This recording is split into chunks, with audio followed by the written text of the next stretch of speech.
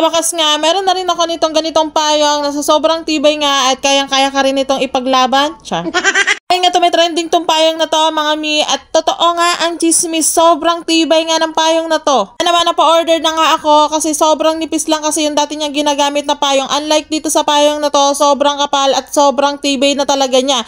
Binilang ko nga yung ribs niya mga mi, 24 ribs na talaga to, legit talaga mga mi, sobrang ganda talaga niya at sobrang tibay niya. Kahit nga balik-balik ta rin mo to mga mi, dahil nga sa sobrang kapal niya, hindi basta-basta to napuputol. At dahil na nga vermans na mga mi, syempre nandiyan na nga uulan lagi, kaya kailangan lagi may protection yung anak mo. Pili ko nga tong payong na to dahil nga sa nagustuhan ko, sobrang ganda kasi niya at pero wala siyang kasamang sasakyan. Uy, kita nyo naman dyan mga mi, sobrang ganda ng kulay niya at sobrang ganda ng pagkakablo niya. Dami nga magagandang kulay nito mga mi, sobrang nahirapan talaga ako dyan mamili ko anong gusto kong kulay, pero lahat talaga siya worth it mga mi.